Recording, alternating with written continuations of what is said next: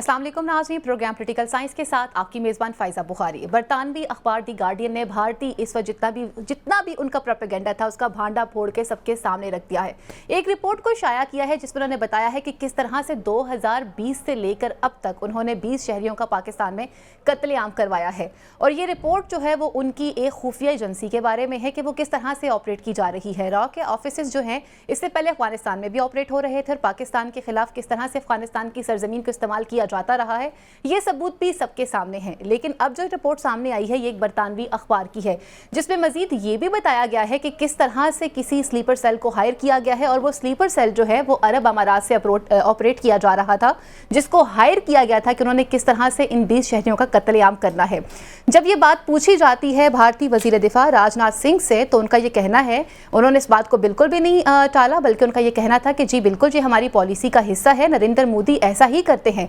बल्कि हर उस पाकिस्तानी का मर्डर किया जाएगा जो पाकिस्तान की तरफ से मुदाखलत करेगा इंडिया में और हम उसको इसी तरह से जवाब देंगे। इसका जवाब देते हुए दफ्तर खारजा की जानिब से पाकिस्तान की तर्जुमान जो हैं उनका ये कहना था मुमताज़ ज़हरा का कि ऐसी हरकतें इससे पहले भी इंडिया कई दफ़ा कर चुका है। जब कभी बात आती है कोई सियासी हल की तरफ बढ़ने की तो वो अपने लोगों को सेटिस्फाई नहीं कर सकते हैं, तो वो इसी तरह के ओछे हथकंडे अपनाते हुए नजर आते हैं। और ये इस वक्त सबसे बड़ा सबूत है कि जो एक रिपोर्ट सामने आई है और उस रिपोर्ट को कबूल कर लेना जिस बात को साबित करता है कि पाकिस्तान जो है वो एक अरसा दराज से दहशतगर्दी की जंग का सामना करता चला आ रहा है और पाकिस्तान ने हमेशा इस खित्ते में अमन की ही बात की है, अमन को फरोग करने के हवाले से ही काम किया है। और इस बात पर उन्होंने मजीद कहा है कि जैसे उन्होंने पाकिस्तान में कत्लेआम किया है, उस रिपोर्ट में यह भी बताया गया है कि दीगर ममालिक में उन्होंने किस तरह तहरीक खालिस्तान से जुड़े हुए लोगों का कत्लेआम किया है। इससे पहले कि हम अपने पैनल की तरफ बढ़े, पैनल में हमें ज्वाइन कर रहे हैं आजम चौधरी साहब है, मोहम्मद मुशाद अली साहब है, अपने पैनल से भी जानेंगे, लेकिन उससे पहले देखेंगे एक रिपोर्ट।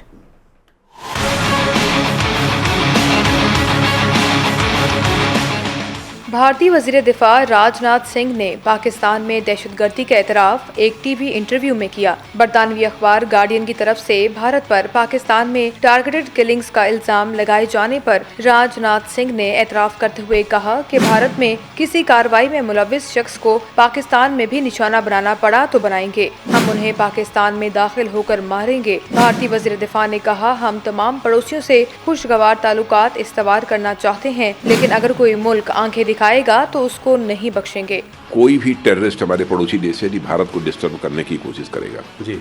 यहाँ पर ये आतंकवादी हरकतें करेगा तो उसका मुंह तोड़ जवाब देंगे। यदि वो भग कर पाकिस्तान में जाएगा तो पाकिस्तान में घुस कर मारेंगे।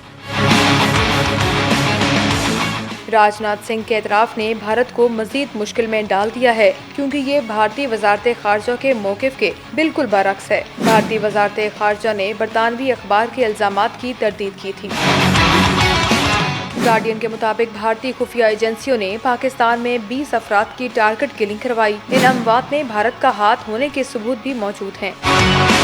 दूसरी जानिब भारत ने जिस तरह पाकिस्तान में लोगों को कत्ल कराया, इसी तरह की कार्रवाइयाँ कनाडा और अमेरिका में भी की जो अब इसके गले पड़ी हुई हैं। दूसरे ममालिक में दहशतगर्दी पर भारत के खिलाफ मगरब में आवाजें उठ रही हैं और कई ममालिक भारतीय पॉलिसी पर अपने तहफ़्फ़ुज़ात का इजहार कर चुके हैं।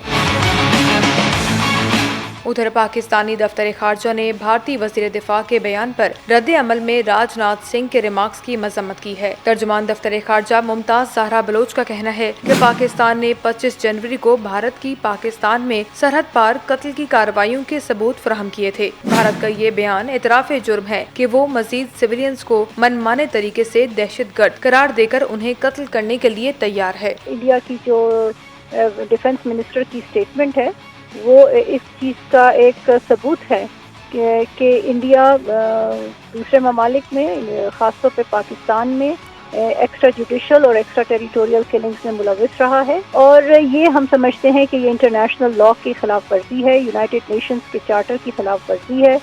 और ये एक हकीकत है कि इंडिया इस तरह की एक्टिविटीज़ पहले सिर्फ पाकिस्तान और इस खत्ते में करता था, अब उनकी एक्टिविटीज़ सारे दुनिया में फैल चुकी हैं। मिडल ईस्ट में और नॉर्थ अमेरिका में इनके एजेंट्स बड़ी बुरी तरह बेनकाब हुए हैं इस तरह की एक्टिविटीज़ करते हुए। दफ्तर खारजा के बयान में कहा गया कि ये जरूरी है कि आलमी बरादरी इन बेईमाना और गैर कानूनी इकदाम पर भारत का मुहासबा करे। पाकिस्तान किसी भी जारहियत पर जवाबी कार्रवाई का हक महफूज रखता है। हमारी अमन की ख्वाहिश को कमजोरी नहीं समझा जाए। जी नाजरीन, ये एक रिपोर्ट अभी आपने मुलाहिजा की है। अगर हम भारत के सफाक चेहरे के हवाले से बात करते हैं तो पुलवामा जैसे ड्रामे भी सामने आ जाते हैं और फिर कलभूषण जैसे करेक्टिव भी हमारे सामने नजर आते हैं। आजम चौधरी साहब, अगर हम बात करते हैं इस वक्त करंट रिपोर्ट के हवाले से, ये वो करंट रिपोर्ट है जो पाकिस्तान की तरफ से शाया नहीं की गई, बल्कि एक बरतानवी अखबार है जिसने इस रिपोर्ट को, खुफिया रिपोर्ट को शाया किया है कि किस तरह से इंडिया जो है वो दीगर ममालिक में, बिलखुसूस पाकिस्तान में, किस तरह से इस तरह की कार्रवाइयों में मुलव्विस रहा है। इससे पहले जब कलभूषण हमारे पास मौजूद रहा, हमने आलमी दुनिया के सामने उसको भी पेश कर दिया था। इसी के साथ साथ में देखा कि पुलवामा का ड्रामा भी क्रिएट किया गया था इंडिया की जानिब से। आज इस वक्त इस रिपोर्ट का सामने आना और पाकिस्तान के अलावा दीगर ममालिक में जाके ऑपरेट करना, इसके हवाले से आप क्या कहेंगे? बिस्मिल्लाहिर्रहमानिर्रहीम, बहुत शुक्रिया जी। देखिए, ये भारत की जो रियासती दहशतगर्दी है, ये अब आके पूरी दुनिया को पता चल रही है, जबकि पाकिस्तान पिछली कई दहाइयों से ये बात कर रहा है कि भारत पाकिस्तान के अंदर दारंदाजी और दहशतगर्दी में मुलव्वस है, बराह रास्त मुलव्वस है। जिस तरह कि आपने अभी अफ़गानिस्तान का जिक्र किया था अपने इंट्रो में, अफ़गानिस्तान को उसने अपना एक सब ऑफिस वो बना रखा था, वहाँ पे छोटे छोटे उन्होंने कौंसल खाने बना के वहाँ से पाकिस्तान के अंदर बलूचिस्तान, केपी और बाकी मुल्क के हिस्सों में बेतहाशा दहशतगर्दी के वाक़यात उन लोगों ने करवाए, जिसके हमारी सिक्योरिटी फोर्सेस ने शवाहिद और उसके मुल्ज़मान उस समेत पूरी दुनिया के सामने पेश किए, लेकिन दुनिया उस चीज़ को तस्लीम करने को तैयार नहीं थी। अब आके जब कनाडा के अंदर इन्होंने खालिस्तान तहरीक के एक सिख को वहाँ पे कत्ल किया, तो उसके बाद चीज़ें पूरी दुनिया के सामने खुल के आई सामने, जब जस्टिन ट्रूडो जो कैनेडियन प्रेसिडेंट है उन्होंने उस चीज़ का जिक्र किया। और अब देखें ना कि पाकिस्तान के अंदर जो 20 अफराद के कत्ल का वो इस वक्त एतराफ़ किया जा रहा है, और इस वक्त सरकारी सतह पर उनका वज़ीर दफ़ा उस चीज़ का एतराफ़ कर रहा है कि जी पाकिस्तान में मारे गए हैं।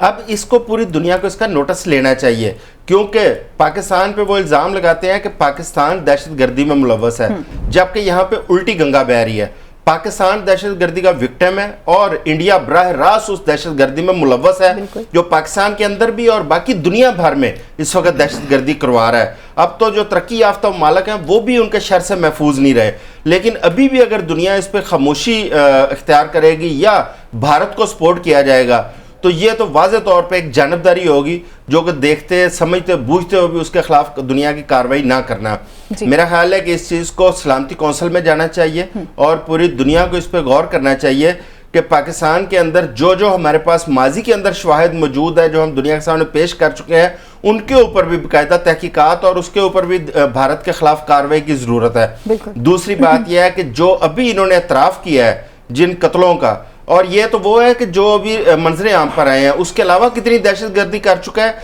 ये तो हमारी सिक्योरिटी फोर्सेस को पता होगा या हुकूमत को पता होगा कि किस कदर ये मुलव्वस रहा है।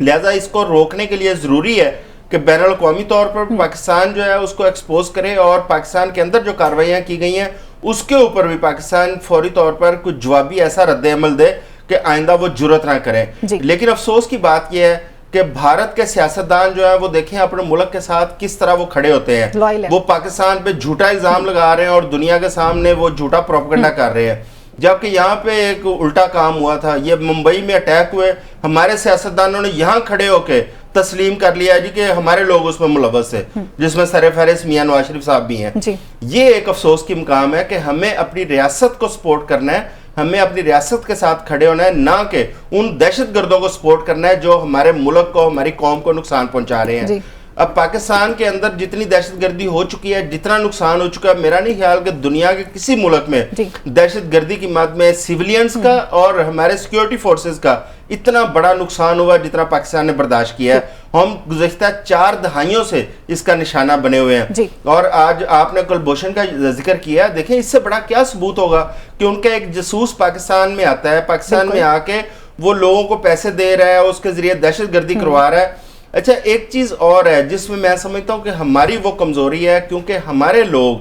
वो बिक जाते हैं, वो उनका ईंधन बनते हैं उसमें, चाहे वो अफगानी इन्वॉल्व हो चाहे हमारे अपने लोग इन्वॉल्व हो। खुदकुश बमबार आप देखेंगे तो हमारे अपने मुल्क के या अफगानिस्तान के निकलते हैं, टारगेट किलर्स आप देखती हैं तो हमारे अपने मुल्क के निकल रहे हैं या अफगानिस्तान के निकल रहे हैं। ये एक बड़ी अफसोसनाक बात है कि हमारे लोगों को इनका ईंधन नहीं बनना चाहिए। हमारे लोगों को भी ये कम से कम ये सोच होनी चाहिए कि हमने अपने मुल्क, अपनी रियासत और अपने लोगों के साथ खड़े होना है, ना कि दुश्मन मुल्क के किसी एजेंडे में इस्तेमाल होना है। एक चीज आखिरी कि देखें, ये जो अभी हालिया जो 20 कत्ल हैं, इनमें सियालकोट का एक कत्ल भी सामने आया जिसके अंदर एक मजहबी तंजीम का नाम इस्तेमाल किया गया। अब देखें, लोगों को मिसगाइड भी किया जाता है कि जी ये आप जिहाद कर रहे हैं, ये आप जिहाद के नाम पे कत्ल गारत करना है, और वो लोग एक पैसे का लालच और दूसरा वो जिहाद का एक वो जो झूठा एक नैरेटिव बना के उन लोगों को पेश करते हैं, उसके वो झांसे में आते हैं, उसके बारे में इल्म नहीं होता। और इसके लिए हमें भारत के साथ साथ हमें अपनी सफ़ों को भी दुरुस्त करने की जरूरत है। ठीक है नौशाद साहब, अपनी सफ़ों को कैसे दुरुस्त करेंगे इसको बाद में डिस्कस करते हैं। सबसे पहले सवाल तो ये बनता है कि जी हमने अमन की आशा हो या कोई भी इस तरह का कोई इक़दाम हो जिसमें हम ये मैसेज देना चाह रहे हो कि जी हम आपकी तरफ बढ़ना चाहते हैं। हमेशा पाकिस्तान ने पहला स्टेप उठाया, उस स्टेप के फॉरवर्ड में हमें क्या जवाब मिला कि वो कलभूषण की सूरत में मिला, वो पुलवामा किसके जो अटैक हैं वो सामने आ जाते हैं। फिर हमने देखा कि किस तरह से अफगानिस्तान को पाकिस्तान के अगेंस्ट इस्तेमाल किया जाता रहा है और स्टिल करने की कोशिश की जा रही है। बलोचिस्तान से किस तरह से इन्वॉल्वमेंट होती रही है वो भी हमने देखी है। लेकिन इस तमाम तर सिचुएशन के अंदर आप क्या समझते हैं हमारी खारजा पॉलिसीज़ क्या रही हैं? क्योंकि एक टाइम पीरियड ये था कि जब यूएन के इजलास में जाते हैं तो नवाज शरीफ साहब उस प्राइम मिनिस्टर थे, वहाँ पर मौजूद थे, जहाँ पे सुषमा स्वराज जो हैं वो खड़े होकर कहती हैं कि पाकिस्तान एक आतंकवाद मुल्क है और आतंकवादियों को यहाँ पे पनाह देता है। लेकिन वहाँ पर हमारे प्राइम मिनिस्टर खामोश रहे थे, उस वक्त के प्राइम मिनिस्टर। अब हमारी खारजा पॉलिसीज़ इसके बाद क्या होनी चाहिए इंडिया को लेकर? देखिए, बिस्मिल्लाहिर्रहमानिर्रहीम, खारजा पॉलिसी तो आपको नज़र आ रही है कि जो सेक्रेटरी खारजा थे उन्होंने कुछ अर्सा कबल, ये एक आध माह पहले शायद प्रेस कॉन्फ्रेंस करके ये बताया था कि जो 2 पाकिस्तानी शहरी हैं उनके कत्ल में भारत मुलव्वस है और उसके तमाम तर शवाहिद उनके पास मौजूद हैं। ये पॉलिसी का हिस्सा ही था कि उसको मीडिया के सामने रखा गया, और ये जो अब खबर आपके सामने गार्डियन की आई है ये भी उसी का तसलसल है। यानी बेसिकली पाकिस्तान ने दुनिया को ये बताने की कोशिश की है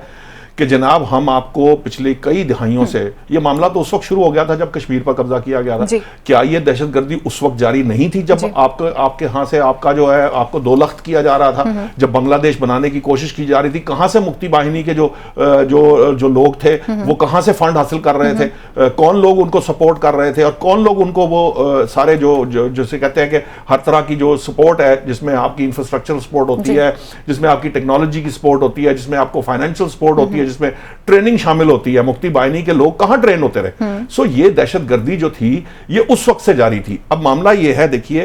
प्रॉब्लम क्या है। प्रॉब्लम ये है,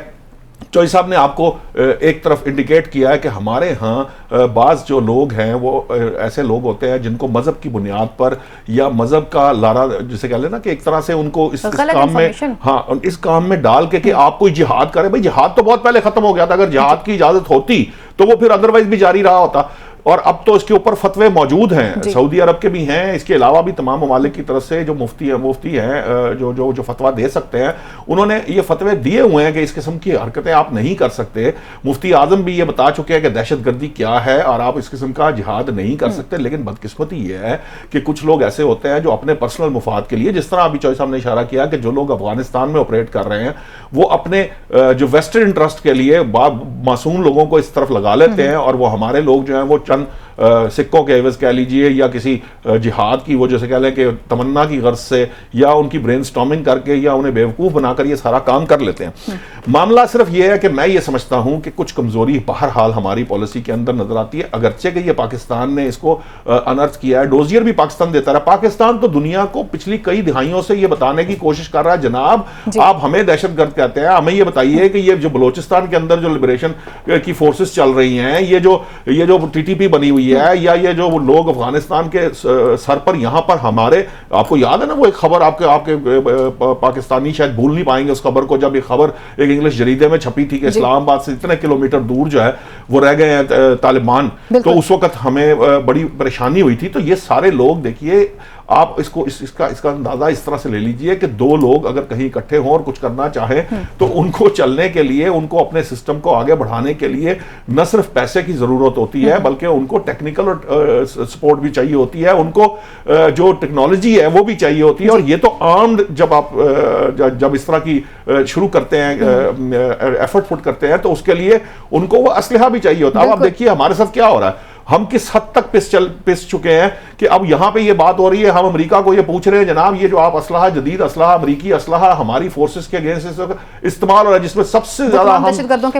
हाँ जी वो नाइट गॉगल्स हैं, जिसकी वजह से आपको बड़ी प्रॉब्लम है। हमारे यहाँ जुत्थे के जुत्थे हमला करते हैं, ये कई दफा पाकिस्तानी फोर्सेस ने, ये रिसेंटली अभी रिसेंट पास्ट के अंदर कई ऐसे वाकयात आपको सरहदी इलाके में मिलेंगे जहां पे चेक पोस्टों पे हमले होते हैं, 100-100, 200 लोग जो हैं वो मुसल्ला होकर हमला करते हैं। उनको कौन इजाजत देता है? वो कैसे बॉर्डर पार कर लेते हैं, बावजूद इसके कि वहां तार लगाई गई है हमारे तमाम तर, वहां ये सारी जो सपोर्ट है ये कहां से आती है उनके पास? तो ये तमाम तर सपोर्ट जो है ये भारत की तरफ से आती है। भारत अल-ऐलान पाकिस्तान को तस्लीम नहीं करता फ्रॉम डे वन। उसकी डे वन से ये ख्वाहिश है कि पाकिस्तान को वो किसी भी तरह से नुकसान पहुंचा सके, और उसके लिए जो मुमकिन हो पाता है वो कर रहा है, वो करता है और वो करता रहेगा। आजम साहब, अभी आपने बात की थी अपनी सफ़ों को दुरुस्त करना है। मैंने अभी वो जब हम बयान सुन रहे थे कि जो वजीर दिफा फरमा रहे थे, भारतीय वजीर दिफा, कि हम पाकिस्तान में घुसकर मारेंगे, तो यकीन माने मुझे अभिनंदन याद आ गया था 1 मिनट के लिए कि ये पाकिस्तान में घुसने की जुर्रत करेंगे कि जो पुलवामा का ड्रामा क्रिएट करते रहे, फिर उसके बाद अभिनंदन को हमने किस तरह से वापस भेजा, शायद वो भूल गए थे बहुत जल्द। कितने मिलियन डॉलर की चाय पिलाकर। एग्जैक्टली, और हमने उसको जिस तरह से रिटर्न किया था वो भी अपने कपड़े पहनाकर यहाँ से रवायती अंदाज में अच्छे तरीके से भेजा था।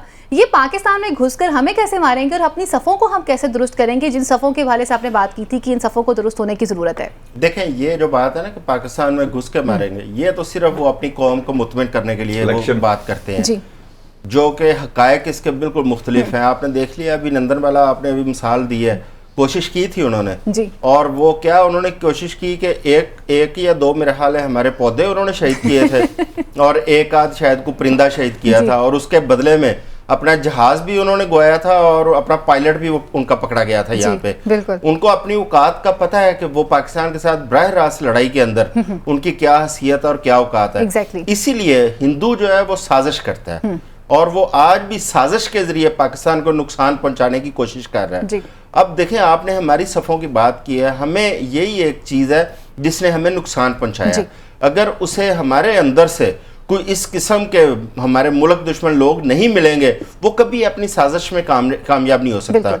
हमारे अपनी सफ़ों के अंदर बहुत सारे ऐसे लोग मौजूद हैं, जिस तरह अभी निशात साहब जिक्र कर रहे थे बलोचिस्तान का। देखें, वहाँ पे एक तंजीम BLA के नाम से काम कर रही है। अब वो हैं पाकिस्तानी, लेकिन पाकिस्तान के खिलाफ वो दहशतगर्दी कर रहे हैं और पाकिस्तान को नुकसान पहुंचा रहे हैं। अब TTP आप देखें, तहरीक तालिबान पाकिस्तान अपने आप को कहते हैं, और वो कैसी तहरीक तालिबान पाकिस्तान है कि वो पाकिस्तान के अंदर ही हमले करती है, पाकिस्तान में दहशतगर्दी करती है, और बेसिकली वो कहीं और से फंडेड हो रही है, जिसमें भारत इन्वॉल्व है, इजराइल इन्वॉल्व है, या और आलमी कुफ्ते जो है वो अपना एजेंडा पूरा कर रही हैं।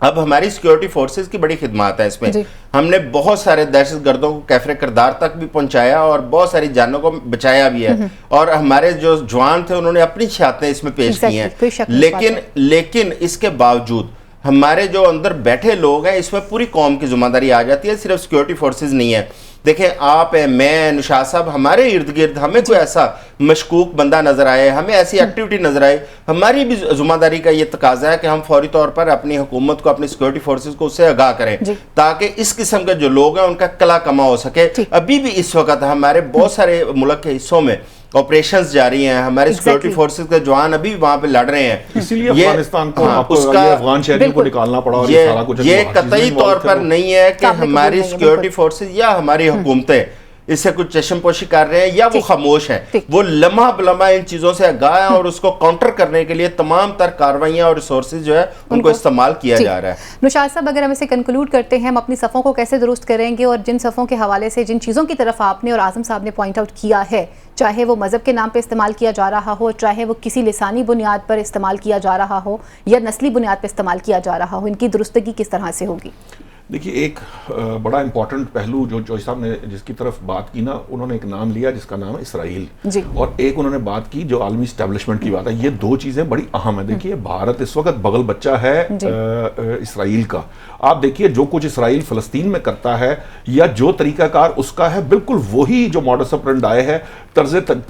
जो जैसे कहते हैं ना कि ये अपनी हुकूमत का अंदाज बिल्कुल वही उनका है। इसराइली जो तंजीम थी एक जमाने में, ये भी इसी तरह से दुनिया भर के अंदर टारगेट किलिंग में मुलव्वस रही है, इसी तरह से इन्होंने कंट्रोल हासिल किया। फिर ये यहाँ पे ये एक दूसरे की सपोर्ट का आलम ये है कि वो जो पेगासस एक सॉफ्टवेयर है जो दुनिया के बहुत सारे ममालिक में उन्होंने दिया हुआ है और इसराइल उसको ओन करता है, और वो जासूसी का सॉफ्टवेयर है। इनफैक्ट वो आप जो ममालिक जासूसी कर रहे होते हैं, एक्चुअली आप इसराइल के लिए काम कर रहे होते हैं। वही जो है वो इंडियंस के पास भी है, वही सारी ट्रेनिंग्स जो है वो इंडियंस को भी टेक्नोलॉजी शिफ्ट की जा रही है, और उनको वो लोग दुनिया में अब ये जो इस खित्ते के अंदर वो हेजमनी कायम करना चाहता है, वो जो इंडिया अपना तसल्लुत बनाने के लिए वो बिल्कुल इसराइल की तरह काम कर रहा है। देख ले आप कश्मीर के अंदर दो ही जो दुनिया में बड़े इश्यूज है ना, एक कश्मीर है, एक फलस्तीन है, एक जगह इसराइल बैठा हुआ है, और यहाँ इस खित्ते का जो इसराइल है वो भारत बना हुआ है। सो हमारी जो इंटरनेशनल एस्टेब्लिशमेंट है वो उनके मकासद पूरे करने के लिए ये लोग एजेंटों के तौर पे काम करते हैं, उनके मकासद हासिल करके देते हैं,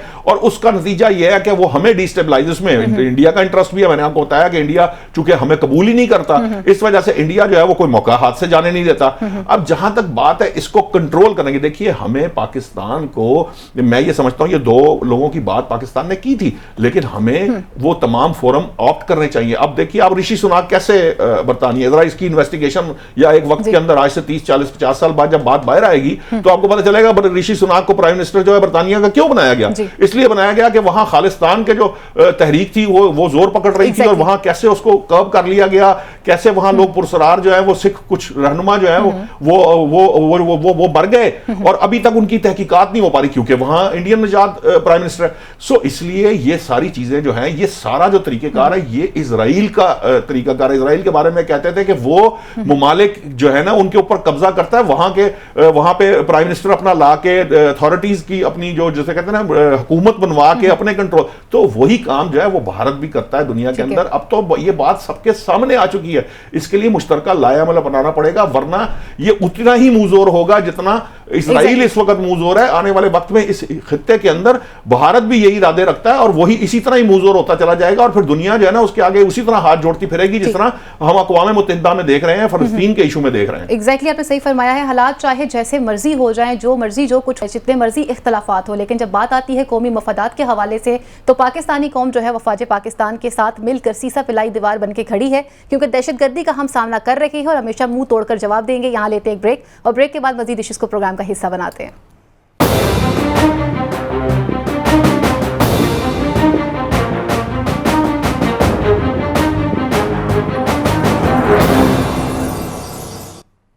जी वेलकम बैक नाज़रीन। कुछ बात करते हैं पाकिस्तान तहरीक इंसाफ के हवाले से, जहां कल हम ये डिस्कस कर रहे थे कि क्या उनके हालात तब्दील होने जा रहे हैं, क्या रावी उनके लिए चैन लिखता हुआ नजर आता है या नहीं आता है। वहीं बानी तहरीक इंसाफ का एक बयान सामने आ जाता है जिसमें वो ये बात कहते हुए नजर आते हैं कि अगर मैं अपनी हुकूमत गिराने वाले बाजवा साहब से मुलाकात कर सकता हूँ तो मैं कुछ भी कर सकता हूँ, और अगर बात आती है पाकिस्तान की सालमियत के हवाले से तो मैं इसके लिए तैयार हूँ, मुझे कायल कर लिया जाए। एक तरफ पे ये स्टेटमेंट नजर आ रही है, दूसरी तरफ पे सजाओं को डिस्कस किया जा रहा है कि सजाएं कलादम भी हो सकती हैं, मगर उसके साथ पाकिस्तान तहरीक इंसाफ में जो इस वक्त अंदरूनी इख्तलाफात सामने आ रहे हैं वो भी काफ़ी ख़तरनाक हो चुके हुए हैं। शहरयार आफरीदी ने अपनी ही पार्टी की क़यादत को धमकी दी और बोला कि पार्टी के अंदर बहुत से लोग जो हैं वैसे मुनाफिकीन हैं कि वो आस्तीन के सांप हैं जो पार्टी को नुकसान पहुँचाना चाहते हैं। दूसरी तरफ पे पार्टी के चेयरमैन बैरिस्टर गौहर के पास पहुँच जाते हैं शेर अफजल मरवत साहब। उनका ये कहना है कि जी आप लोग मेरे ही खींचातानी कर रहे हैं, मेरे ही बुक्स में बोले जा रहे हैं, जबकि मैं अपनी पार्टी के साथ लॉयल हूँ। इस वक्त कौन किसके साथ लॉयल है, पाकिस्तान तहरीक इंसाफ क्या करने जा रही है, क्या ये ग्रैंड अलायंस जिसको कल हम डिस्कस कर रहे थे,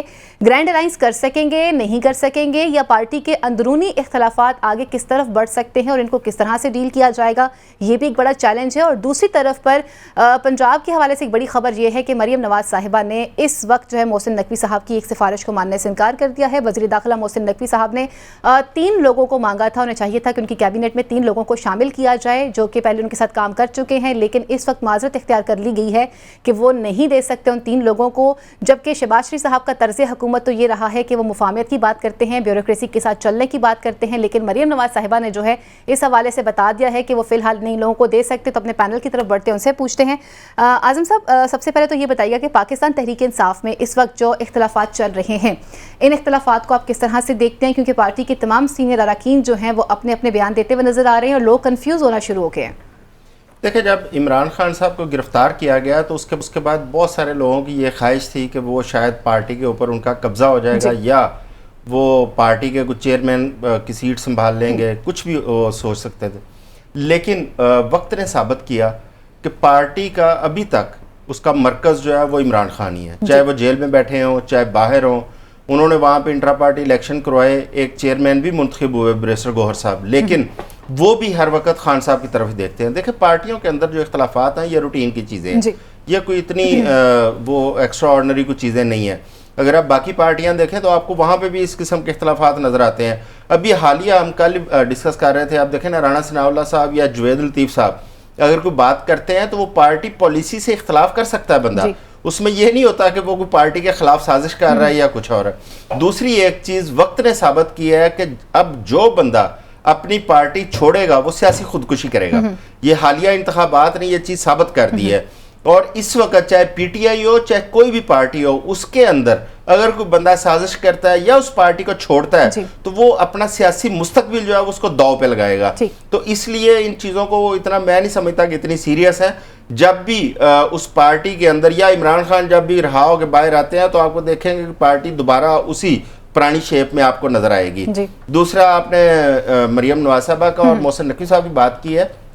ये बड़ी इंटरेस्टिंग सूरत हाल है, क्योंकि मोहसिन नकवी साहब, आपको याद होगा कि जब वज़ीर आला पंजाब थे तो उन्होंने मुस्लिम लीग, उनके पीपल्स पार्टी का ये कहना था उस वक्त कि वो मुस्लिम लीग नून को ज़्यादा सपोर्ट कर रहे थे, जबकि लोगों का ये ख्याल था कि उनकी पीपल्स पार्टी के साथ अलाइनमेंट ज़्यादा थी। बहरहाल वो जिस तरीके से वो वज़ीर दाखिला बने, चेयरमैन पीसीबी बने और सेनेटर भी बने, और ये जो सेनेटर बने हैं ये भी एक पाकिस्तान की सियासी हिस्ट्री में एक बड़ा एक मुनफरद वाक़या है कि पता चला कि वो असल पार्टी के साथ कि एक पार्टी उनको वोट दे रही है, लेकिन उसमें जरूरी नहीं है कि वो पार्टी ज्वाइन करे। उन्होंने कोई पार्टी ज्वाइन नहीं की, इसके बावजूद उन्हें वोट दिए गए, उन्हें इलेक्शन जितवाया गया और वो सेनेटर मुंतखब हुए और वज़ीर दाखिला है। अब वो अपनी टीम बनाना चाह रहे हैं। अब वो अपनी टीम के लिए पहले वो आईजी पंजाब जो है उस्मान अनवर साहब, इनको सेक्रेटरी दाखिला ले जाना चाहते थे। और उसके बाद वो जो लाहौर के डीआईजी ऑपरेशन है अली नासर रिजवी साहब, इन्हें उन्होंने आईजी इस्लामाबाद तैनात भी कर दिया, जिसका नोटिफिकेशन भी कर दिया। और जो पहले वहाँ पे आईजी थे वो अकबर नासर, उनको वहाँ से रिलीव भी कर दिया गया। तीसरे एक सेक्रेटरी CNW पंजाब है सुहेल अशरफ, वो उनको भी ले जाना चाह रहे थे, लेकिन पंजाब हुकूमत ने ना आईजी पंजाब को जाने दिया, ना डीआईजी ऑपरेशन को जाने दिया और ना ही सेक्रेटरी CNW को जाने दिया। देखिए, उसकी एक वजह है, अब पंजाब हुकूमत को अपने जो ब्यूरोक्रेट्स काम कर रहे हैं उनकी ज़रूरत है, और जो वफाक है उसकी ये स्वाबदीद पे है कि वो किसी भी अफसर को यहाँ से सूबे से उठाए वफाक में ले जाए, वफाक से उठाए किसी सूबे में ले जाए। अगर इसी तरह तमाम वजारतों के अंदर वुज़रा या और जो जुम्मेदारान है वो इस तरह पसंद नापसंद पे ब्यूरोक्रेट्स को अपने ले जाना चाह रहे हैं, टीमें बनाना चाह रहे हैं, तो इस तरह तो फिर आपका मुल्क का निज़ाम चल नहीं पाएगा। आपकी ब्यूरोक्रेसी वो फिर शख्सियात के साथ मुंसलिक हो जाएगी, वो रियासत के साथ जो उनका एक मुआहदा है या जो रियासत के साथ एक उनका वो मुंसलिक है, वो वाली चीजें जो है वो कमजोर पड़ जाएंगी। तो मेरा ख्याल है कि इस तरह टीम बनाने की जरूरत नहीं है। आपके पास जो ब्यूरोक्रेट वहां पे हैं, आपकी जिम्मेदारी है कि आप उनसे काम ले अच्छे तरीके से, ना कि ये पोस्टिंग ट्रांसफर के चक्कर में ये वजारतों के दरमियान या हुकूमतों के दरमियान किसी वजह से इख्तलाफात पैदा हों। पहले हमारे पास थोड़े इशू हैं, पहले ही इतने इश्यूज हैं, वो हल नहीं हो रहे, तो हम छोटी मोटी चीज़ों में दोबारा उलझने की कोशिश कर रहे हैं। ठीक है नौशाद साहब, मैंने आपसे तो पूछना था तहरीक इंसाफ के बानी के हवाले से, लेकिन अब आज़म साहब ने टॉपिक शुरू कर दिया है। हम पहले आपसे उससे हवाले से पूछना चाहूँगी कि मरियम नवाज साहिबा जो इस वक्त उन्होंने स्टैंड लिया है और जिस तरह से मोहसिन नकवी साहब चाहते हैं कि उनको ये 3 शख्सियात जो हैं अपने साथ वफाक में चाहिए, आप इस इकदाम को किस तरह से देखते हैं? और जिस तरह से आज़म साहब ने कहा कि फ़िलहाल अभी ज़रूरत है पंजाब के अंदर इस ब्यूरोक्रेसी की, ये पॉसिबल नहीं हो सकता कि उन्हें वफाक के हवाले कर दिया जाए क्योंकि अभी पंजाब में इनकी रिक्वायरमेंट है, तो आप इस स्टेप को किस तरह से देखते हैं? देखिए, ये मामला जो है ना, ये हमने देखना शुरू किया था जब मुराद अली शाह साहब का आपको याद होगा कि उन्होंने आईजी जो सिंध है उसकी तब्दीली पे एक दफ़ा वफाक के और सिंध के दरमियान खासे इख्तलाफात हुए और वो मामला बहुत बढ़ गए। अभी भी रिसेंटली आपने देखा है कि वहाँ आईजी को तब्दील किया गया। जो सूबे का चीफ एग्जीक्यूटिव है ना, वो ये समझता है कि वो उसके पास ये राइट है, खास तौर पर वो जो तमाम वजारतें या जो जिम्मेदारियां, जिस तरह लॉ एंड ऑर्डर है, जिस तरह आपके जो बाकी महकमे हैं जो सूबाई उसके अंदर डोमेन में होते हैं, अल्टीमेटली उसकी कोशिश ये होती है। और वैसे भी अगर आप ये भी देखिए कि मोहसिन नकवी साहब यहाँ निगरान वजीर आला रहे, ये लोग यहीं पर से जो उनको पंजाब गवर्नमेंट के जो लोग उनके पास मौजूद थे, उन्हीं में से उनको कुछ पसंद भी आ गए हैं, कुछ नापसंद भी होंगे। इसी तरह मरियम नवाज साहिबा जो हैं वो जब हुकूमत करना चाहेंगी तो कुछ लोग पसंद होंगे, कुछ नापसंद होंगे। लेकिन ये मामला चौधरी साहब की बात बिल्कुल दुरुस्त है कि आप इनको इस हद तक नहीं लेके जाते कि जी मैं एक ही बंदे के साथ काम कर सकता हूं, वरना शायद मुझे काम करना नहीं आता, या शायद मैं काम नहीं कर सकता। ये दोनों बातें बड़ी अजीब भी हैं और अच्छी भी नहीं है। आपको फर्ज कीजिए कि कोई मामला इस तरह का है, तो बेहतर यह है कि आप लोग आपस में एमिकेबली तय करके एक दूसरे के साथ पहले बातचीत करके फिर ये जो अफसरान हैं अपनी मर्जी के अगर आप कहीं लगाना चाहते हैं तो आप लगा लें। अगर कोई ये इस खाम ख्याली में है, जिस तरह मैंने कहा कि असल जमात की बात आई है, कोई इस तरह की बात करे तो इससे कि जी मैं ही जो चाहूंगा वो होगा, तो उससे नुकसान बढ़ जाएगा। ये जो बात जज साहब ने जिस तरफ इंडिकेट किया है कि देखिए यहाँ इस वक्त लोगों के मसाइल बड़े अजीबोगरीब हैं, लोगों के पास खाने को नहीं है, गवर्नेंस को हम तरस गए हैं। अब आपको ईमानदारी की बात बताऊं, गवर्नेंस नजर नहीं आती अब हमें जिस तरह पहले हम देखते रहे हैं। तो ये जो मसाइल हैं इनकी तरफ तवज्जो दी जाए, आम आदमी को रिलीफ देने के लिए काम किया जाए, आम आदमी की बेहतरी की जाए, या ये जो जो जो जो जैसे कहते हैं पावर स्ट्रगल या ये इक़्तिदार के ईवानों में जो खींचातानी है ये शुरू हो जाए, और वो जनाब सिर्फ और उसमें ब्यूरोक्रेसी को भी इन्वॉल्व कर लिया जाए, और अपनी पसंद और नापसंद के जो अफसरान हैं वो उसके पीछे आपस में लड़ना शुरू। मैं नहीं समझता कि हाँ ये जो इस वक्त जो हुकूमत है और जो चैलेंजेस पाकिस्तान को दरपेश हैं, जो हमारे मसाइल हैं, वो अगर इस तरह के मामलात में हम उलझ जाएंगे तो हम पता नहीं उनका क्या करेंगे, और फिर बाद में जो है ना वो लोग शिकवा करते फिरेंगे कि जनाब वो हम डिलीवर नहीं कर सके। जब आपको देखिए कि पाकिस्तान तहरीक इंसाफ को सबसे बड़ा जो सेटबैक था वो इन्हीं बातों की वजह से था कि ब्यूरोक्रेसी के साथ वो काम नहीं कर पाए, और ब्यूरोक्रेसी उनके नीचे काम करने को तैयार नहीं थी, जिसका नुकसान उन्हें इस तरह से उठाना पड़ा कि वो डिलीवर नहीं कर पाए। सो ये जो चीज है इससे अवॉइड किया जाना चाहिए। कोई पीपल्स पार्टी का है, कोई नून लीग का, जो भी है, जो इत्तेहादी हुकूमत बनी हुई है, उनको आपस में कोऑर्डिनेट करना चाहिए, एक दूसरे की राय लेकर मामलात को एमिकेबली तय करना चाहिए, ना कि ये इस तरह की खींचातानी शुरू करके और मसाइल बना दिए जाएं। ठीक हो गया। अब बात जो आप कर रही हैं पाकिस्तान तहरीक इंसाफ की, देखिए चौधरी साहब किसी हद तक तो चौधरी साहब की बात दुरुस्त है, लेकिन किसी हद तक ये नुकसानदेह भी हो सकती है। इस वक्त लड़ाइयों का सामने हाँ जी, देखिए हम ये सुन रहे हैं कि पंजाब में फॉरवर्ड ब्लॉक मौजूद है और ये उनके लीडर खुद तस्लीम कर रहे हैं। दूसरी बात यह है कि अभी शिबली फराज साहब एकदम सामने आए, जो वकला स्ट्रगल कर रहे हैं वो ये समझते हैं कि वो बड़ा काम कर रहे हैं, जो लोग बेचारे किसी वजह से पीछे हटे थे अब वो फिर सामने आ रहे हैं, उनके ऊपर आर्गुमेंट वकला कर रहे हैं। तो ये जो वहां पे एक तकसीम खास तौर पर सियासी और वकला की टीम के दरमियान है, वो भी अभी प्रॉब्लमेटिक होगी। ये ठीक है, ये दुरुस्त बात है कि इमरान खान साहब जो है वो पार्टी के लीडर हैं, जिस तरह किसी दूसरी जमात का लीडर है। हमारे यहाँ शख्सी जो जिसे कहते हैं ना कि लीडरशिप वो सामने होती है, उसी के पीछे लोग चलते हैं। इमरान खान साहब जब जेल कैद से बाहर आएंगे, जेल से बाहर आएंगे, पार्टी उनके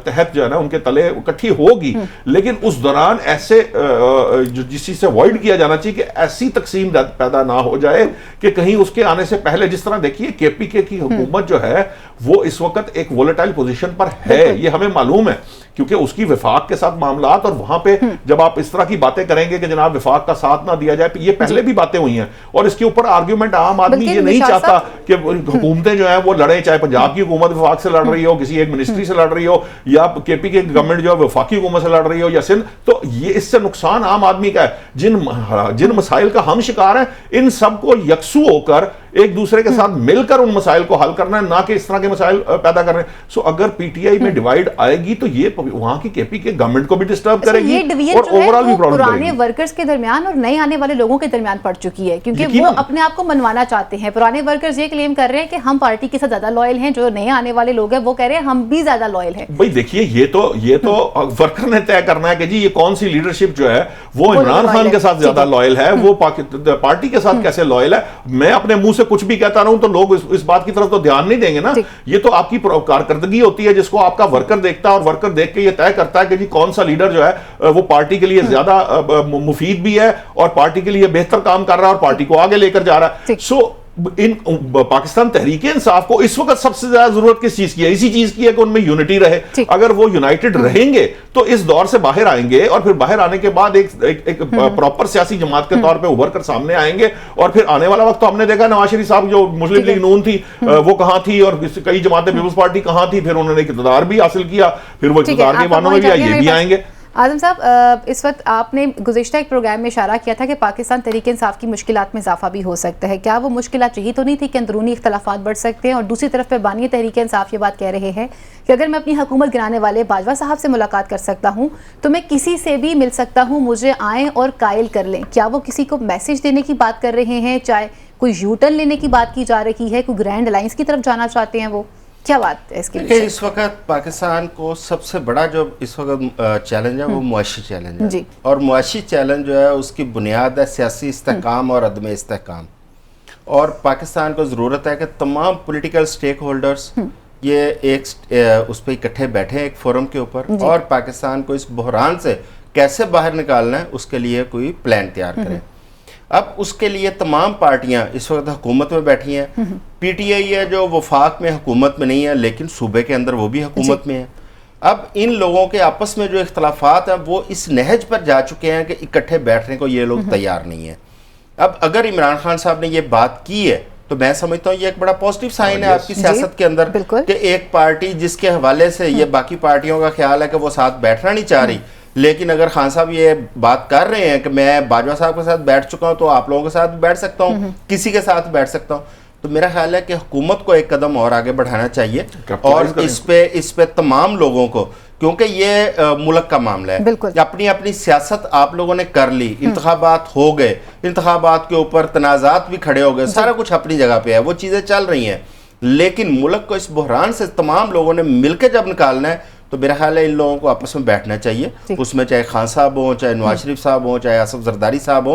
ताकि ये एक मुश्तरका एक ऐसा प्लान दे कि पाकिस्तान इस बहरान से निकले और इस कौम की मुश्किलात कम हो। अगर आज पाकिस्तान में सियासी इस्तेहकाम नहीं आता तो हमारा जो हम तवक्को लगा के बैठे हैं कि मुआशी हम बहरान से निकलने के लिए हमें यहाँ पे बैरूनी सरमायाकारी की ज़रूरत है, हमें अपने बिजनेस को, एक्सपोर्ट्स को फ़रोग करने की ज़रूरत है, उसमें अभी बेतहाशा मुश्किलात पेश आएंगी जो यही लोग जो स्टेक होल्डर्स हैं यही बैठ के उसका कोई ना कोई हल निकाल सकते हैं। निशात साहब, जैसे आज़म साहब ने कहा कि ये एक अच्छी बात हो सकती है कि अगर इसको यूटिलाइज़ किया जाए, तो आप क्या समझते हैं कि पाकिस्तान मुस्लिम लीग नून जो है वो इस मामले में कोई पेशरफ्त करेगी? क्योंकि पाकिस्तान पीपल्स पार्टी की यह खासियत है, वो हमेशा आइन की बात करते हैं, कानून की बात करते हैं, जमहूरियत को फ़रोग देने की बात करते हैं। ये वाहिद पाकिस्तान की सियासी जमात है जिसने हमेशा आइन और कानून की ही बात की है। तो क्या आपको लगता है कि पाकिस्तान मुस्लिम लीग नून को स्टेप फॉरवर्ड कर सकती है बानी तहरीक इंसाफ की तरफ? मेरा तो ख्याल ये है, देखिए दुनिया की हर लड़ाई जो है उसका अंजाम जो है वो मुज़ाकरात की टेबल पर ही होता है और वहीं मामला तय होते हैं। आप दुनिया की किसी भी लड़ाई की मिसाल ले लीजिए और उसका जो हल है वो मुज़ाकरात की टेबल पर ही निकला है। सो मुस्लिम लीग नून हो, पाकिस्तान पीपल्स पार्टी हो, मैं नहीं समझता कि कोई एक पॉइंट किया जाए कि ये एक जमात, भाई तमाम जमातों की ये जिम्मेदारी है। फर्ज कीजिए कि पीपल्स पार्टी जरा कंफर्टेबल है अगर इस बात को आगे बढ़ाने में, मतलब खान साहब ने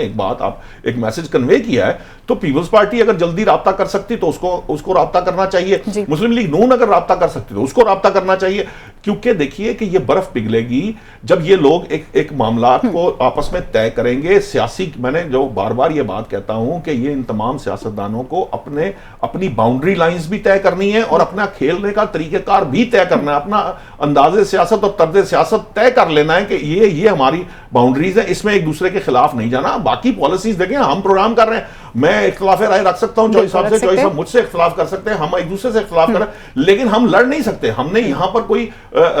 लड़ाई का वो अखाड़ा नहीं बनाने लड़ा। तो इसी तरह हमारे सियासतदानों को भी एक दूसरे की एग्जिस्टेंस जो है ना उसको हर हाल में तस्लीम करना है। पहले उसको तस्लीम करने के बाद आपस में बातचीत के दरवाजे खोलने हैं। उन्हें कोई अखाड़ा नहीं बनाना मुल्क को, वो अखाड़ा अगर वो खुद ही अखाड़ा बना देंगे और हर चीज में डू एंड डाई के ऊपर चला जाएंगे या मरने मारने पे रहेंगे तो फिर मुल्क का क्या अल्लाह ही हाफिज होगा। और इस हालात को पहुंचने के बाद तो कम से कम अभी होश के नाखून ले लेने चाहिए कि इन लड़ाइयों का कोई फायदा नहीं हुआ। ये हमने करके देख लिए, हमने धरने भी दिए, हमने एक दूसरे के टांगे भी खींची, हमने हुकूमतें भी खत्म की, हम तरीके आदम एतमाद भी ले आए, हमने मार्शल लॉज भी देख लिए, हमने डिक्टेटरों की हुकूमत भी देख ली। ये सारे तजर्बे अब हम कर चुके हैं। तो खुदारा आप पार्लिमानी निजाम को बचाने के लिए, उस सिस्टम को आगे बढ़ाने के लिए एक दूसरे के साथ मिल बैठे और अपनी अपनी जो अकल है ना, जो अपने आप को बहुत ज्यादा पाकिस्तान की लॉयल्टी शो करती है हर जमात, वो वहां पर शो करके कुछ एक कंसेंसस पे आ जाएं और तमाम ये साबित करें अवाम के ऊपर कि आप सब लोग सिंसियर हैं मुल्क के साथ और अवाम के साथ। तो फिर हमें पता चलेगा कि हाँ, वाकईतन आप मुल्क और कौम के साथ सिंसियर हैं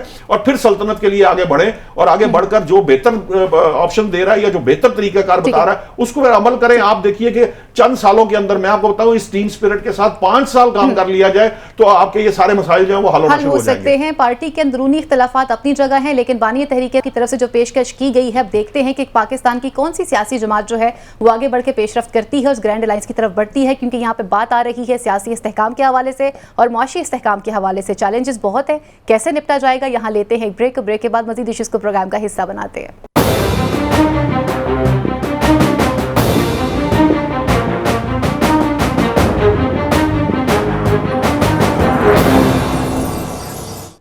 जी वेलकम बैक नाज़रीन। अब कुछ बात करते हैं मुअज़्ज़ज़ अदलिया के जजेस को मिलने वाले धमकी अमेज़ खतूत के हवाले से। उसमें एक मज़ीद पेशरफ सामने आई है जिसमें 4 कैमरों की CCTV फुटेज जो है उसे हासिल कर लिया गया है और मज़ीद जो ये ख़त मौसूल हुए हैं उसके हवाले से एक और रिपोर्ट भी सामने आई है कि जिसके अंदर जो आर्सेनिक जहर इस्तेमाल किया गया था वो सफ़ूफ जो है वो जहर आलूद सफ़ूफ है। इसी के साथ साथ मज़ीद पेशरफ इस पर यह भी हुई है कि जहाँ पर ये मुअज़्ज़ज़ अदलिया के जजेस साहिबान को जो खतूत भेजे जा रहे हैं तो DG पाकिस्तान पोस्ट ने भी सवाल से एक्शन लिया है और मजीद ये भी कहा है कि जो इस तरह के खतूत जो आएंगे जो मुअज़्ज़ज़ अदलिया से रिलेटेड होंगे या मुअज़्ज़ज़ शख्सियात से रिलेटेड होंगे तो उन्हें पहले चेक एंड बैलेंस किया जाएगा, फिर उसके बाद उन्हें आगे फॉरवर्ड किया जाएगा। एक तरफ पर ये पेशरफ सामने हो रही है, लेकिन यहाँ पर सवाल ये है कि ये जो खतूत भेजने का सिलसिला है या इनके पीछे जो भी कोई शामिल है उनके खिलाफ कार्रवाई कब होगी, कैसे होगी, क्योंकि इस तरह से सरेआम उन लोगों का घूमना ख़तरे से खाली नहीं है। और दूसरी तरफ पर जहाँ माह रमज़ान जो है वो अपने इख्तिताम के करीब है, ईद जो है वो करीब आना शुरू हो चुकी है,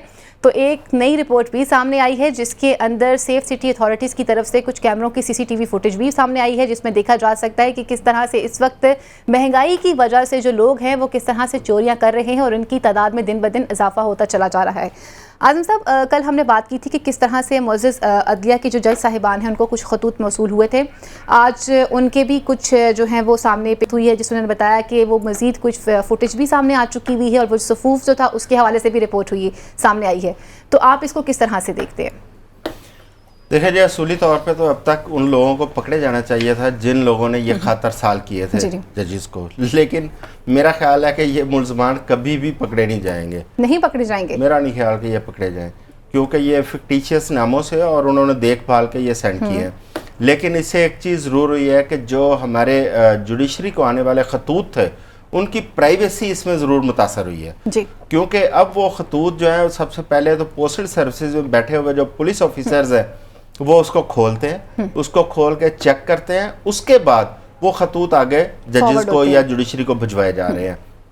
जबकि होना ये चाहिए था कि वहाँ पे कोई ऐसा स्कैनिंग का सिस्टम होता पोस्टल सर्विसेज में, वहाँ पे खतूत को स्कैन कर लिया जाता कि उसके अंदर कोई ऐसी चीज़ तो नहीं पाई जा रही, और अगर सिर्फ पेपर ही उसके अंदर है तो वो खत एज इट इज़ भिजवाया जाता। लेकिन अब वो तमाम खतूत खोल के देख के चेक करके वो आगे भेजे जा रहे हैं। ये भी एक मुनासिब चीज़ नहीं है, क्योंकि बहुत सारी ऐसी डाक भी आती है जो कॉन्फिडेंशियल होती है, जो जिस बंदे को जिस शख्सियत के लिए आई है उसके अलावा किसी को नहीं खोलनी चाहिए जी। लेकिन असल अलमिया यह है कि ये खतूत भेजने का मकसद क्या है। बिल्कुल। अब जिस तरह मैं पहले अर्ज कर चुका हूँ कि ये मुल्ज़मान मुझे नहीं समझ आ रही कि ये पकड़े जा सकते हैं, क्योंकि मैंने बहुत साल क्राइम रिपोर्टिंग की है और जो जराइम है उनके नवीयत से भी थोड़ा बहुत आगाही हासिल हो जाती है। तो मैं सारी ज़िंदगी मैंने जो देखा है इस किस्म के जो नामालूम लोग खतूत लिखते हैं या दरख्वास्तें भेजते हैं, आज तक कभी वो मंजर आम पे नहीं आए। अब हमारे पास एक जदीद निज़ाम मौजूद है जिसको सेफ सिटी का निज़ाम या CCTV का निज़ाम हम करार देते हैं, लेकिन अनफॉर्चुनेटली लाहौर के अंदर जो सेफ सिटी प्रोजेक्ट लगा है उसमें आज भी आधे से ज़्यादा हमारे कैमरे वो नकारा हैं, वो काम नहीं कर रहे। Exactly. जब कभी ट्रैफिक की आप वायलेशन करेंगे आपको टिकट आ जाएगा, जब उसी चौक के अंदर कुछ जुर्म की वारदात होगी, डकैती होगी, चोरी होगी, तो वो पुलिस आराम से कह देगी कि वहाँ पे तो कैमरा खराब था। बल्कि जिस पोस्ट ऑफिस से ये खत भेजे गए वहाँ पे भी कैमरा मौजूद नहीं जी, था, अब सीसीटीवी कैमरा। ये जो एक थ्योरी है हमारी पुलिस की या हमारे सेफ सिटी की, ये हमें आज तक समझ नहीं आई कि जब आपने किसी से जुर्माना करके पैसे वसूल करने हैं तो आपका कैमरा काम कर रहा होता है, जब किसी डाकू चोर को या किसी मुलजम को पकड़ना है तो आपका कैमरा वहाँ पे ख़राब होता है। जी। ये इस चीज़ पे अगर वो कैमरे ख़राब हैं या काम नहीं कर रहे या उनको तलाश नहीं किया जा सकता, तो इसके ऊपर जो लोग वहाँ पे जुम्मेदारान बैठे हैं, मैं समझता हूँ उनका भी एहतसाब बनता है। आप दुनिया के अंदर देखें, जब एक बंदा जुर्म करता है तो जो सेफ सिटी का एक नेटवर्क होता है उसके ज़रिए वो उसकी जड़ तक पहुँच जाते हैं, और जहाँ से वो बंदा चला है, जिन जिन सड़कों से गुजरा है, जिन जिन कैमरों के आगे से वो गुजरा है, वो तमाम तर फुटेज कलेक्ट करते हैं और वो एक पूरी ट्रेल उनके सामने आती है और एंड पे वो मुलजम तक पहुंच जाते हैं कि वो कौन है, क्या। जाहिर है कोई हवा में तो कोई नहीं आया होगा या जिन तो नहीं होगा, कोई इंसान होगा जो आके लेटर बॉक्स में खत डाल के गया होगा, वो सड़कों से गुजर के आया होगा, वो कई कैमरों के सामने से गुजरा होगा।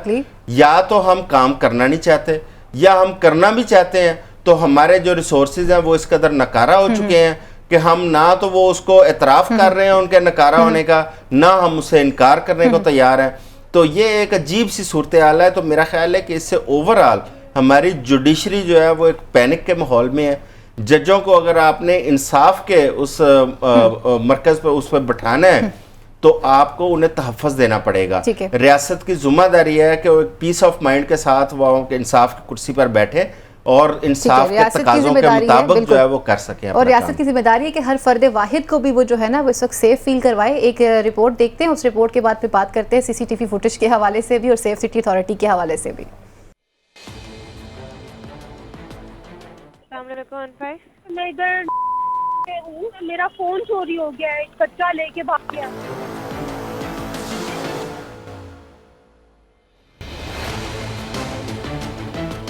वन 15 इमरजेंसी नंबर पर मोबाइल चोरी की कॉल मौसूल हुई तो कॉलर ने बताया कि उसके बैग से मोबाइल चोरी हुआ है, जिस पर फौरी तौर पर सेफ सिटी कैमरों की मदद से जाए वकुआ को देखा गया तो बज़ाहिर बाजार में किसी किस्म की कोई वारदात होती नजर न आई।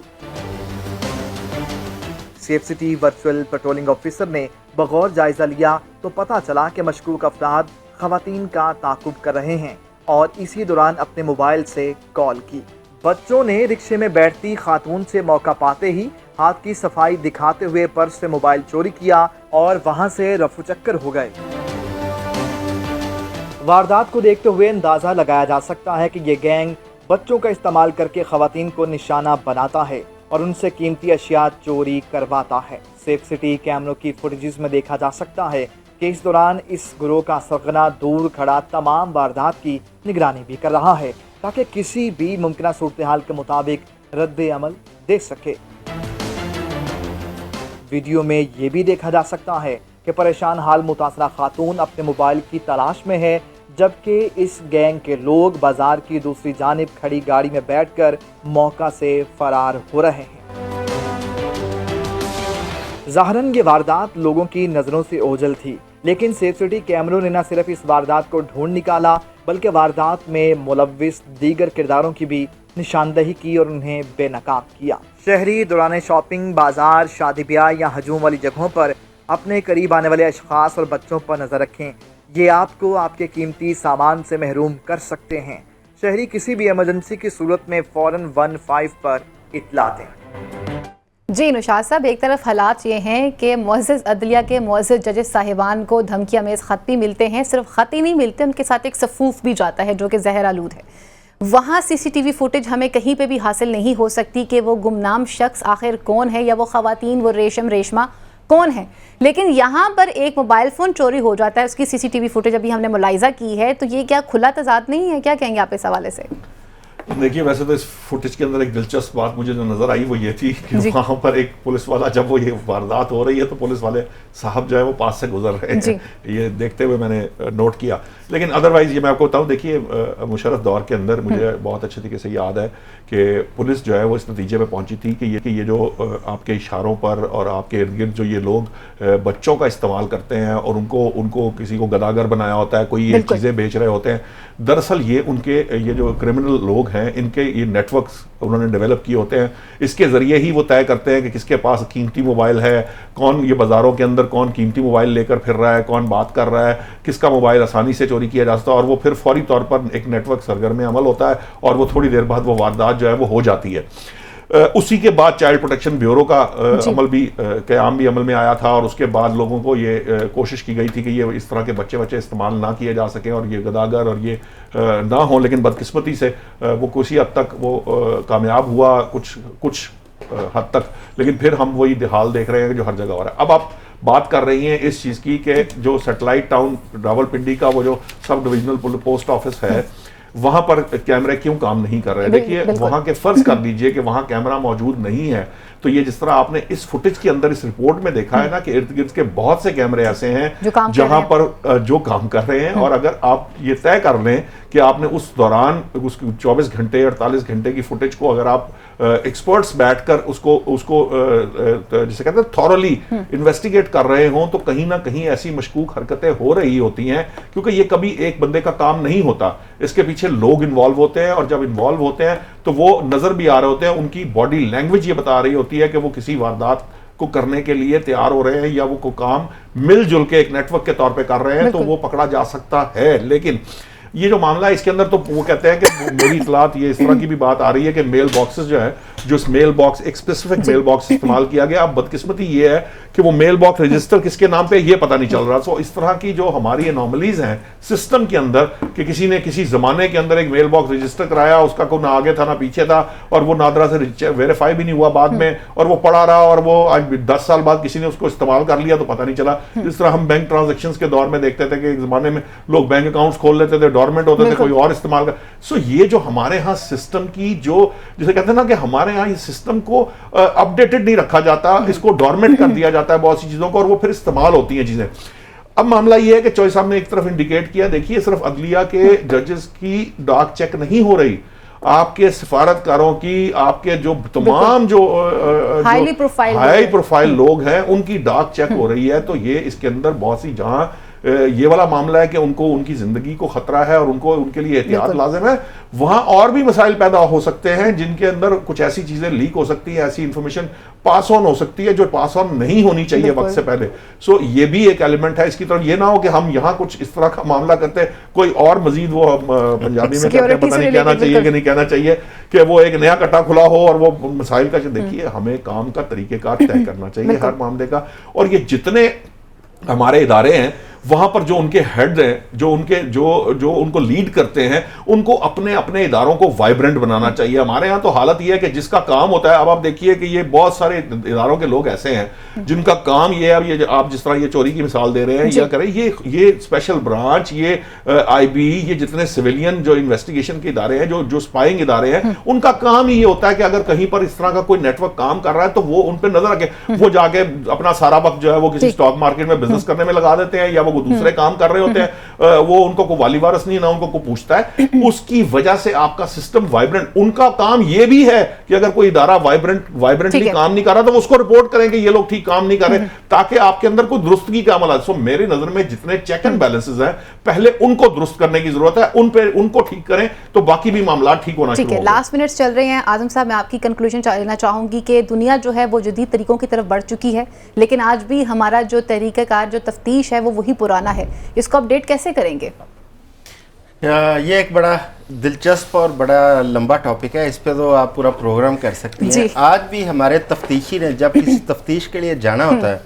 तो उससे चाहे मुल्ज़म हो चाहे मुद्दई जो अवेलेबल हो, उससे पेट्रोल के पैसे भी चाहिए होते हैं। सही। उससे ज़रूरत होती है कन्वेंस की भी, जबकि उसको जो कन्वेंस के नाम पे पेट्रोल वहाँ पे एलोकेटेड होता है, या जो कन्वेंस होती है वो वहाँ पे ना पेट्रोल नजर आता है तो ना वहाँ पे गाड़ी नजर आती है। अब उसमें महकमे की गफलत है या उस अफसर की गफलत है। बहरहाल ये तो एक बड़ा लंबा टॉपिक है इस पे तो, लेकिन असल चीज जो भी आपने जो फुटेज दिखाई ना, देखें ये एक बड़े मुनज़्ज़म नेटवर्क हैं, ये माफियाज हैं जो मुख्तलिफ अंदाज में मुख्तलिफ जराइम में मुलव्वस हैं। इसी तरह गदागरी भी इससे मिलता जुलता है। निशात साहब दुरुस्त कह रहे हैं, ये वही उसी किस्म का एक नेटवर्क है, और ये जो खुसूसन जेब तराश होते हैं ये ग्रुप की सूरत में ऑपरेट करते हैं। एक बंदा वारदात करता है, 4-6 लोग उसकी निगरानी करने वाले, उसको बचाने वाले होते हैं। और इस पर क्रक्स ये है कि अगर सेफ सिटी इनको पकड़ सकता है एक नेटवर्क कैमरों के जरिए, तो फिर खत भेजने वाले को भी पकड़ सकता है। नौशाद साहब, अगर माफियाज मुनज़्ज़म हो सकते हैं तो इदारे क्यों नहीं मुनज़्ज़म हो सकते? जल्दी से कंक्लूड कीजिए, मुझे क्लोजिंग एक छोटी सी बात बता दूं, गदागरी पर फीचर करते हुए मेरे पर फायरिंग हुई थी सिर्फ इस वजह से कि मैंने एक बच्ची को, वो जो गदागर थी, उसको पकड़ के उससे बात करने की कोशिश की थी। ये इस हद तक ये लोग इन्फ्लुएंशियल होते हैं और इनके जो हिस्से हैं वो कहां तक जाते हैं आपको अंदाजा ही नहीं है। देखिए बात ये है, मैंने आपको एक वन लाइनर दे दिया है कि अगर चेक एंड बैलेंस रखने वाले इदारे काम करना शुरू कर दें तो आपके बाकी इदारे भी काम करना शुरू कर देंगे। सिर्फ उनको दुरुस्त कर लें तो चीजें ठीक होना शुरू। एग्जैक्टली सही कहा आपने। प्रोग्राम का वक्त यहीं पर खत्म चलता है। जब बात की जाती है तो हर शख्स की जान और माल की हिफाजत को यकीनी बनाना रियासत की जिम्मेदारी है। चैलेंजेस बहुत ज़्यादा है लेकिन निमटना भी उनसे हम ही हैं। कानून बना दिए जाते हैं, पॉलिसीज़ बना दी जाती हैं, लेकिन उन पर इम्प्लीमेंट किस तरह से करवाना है ये रियासत का काम है। कल तक के लिए अपनी मेजर फायजा बुखारी को, मेरे मुअज़्ज़ज़ पैनल को इजाज़त दीजिए। अल्लाह नेगहबान, पाकिस्तान जिंदाबाद।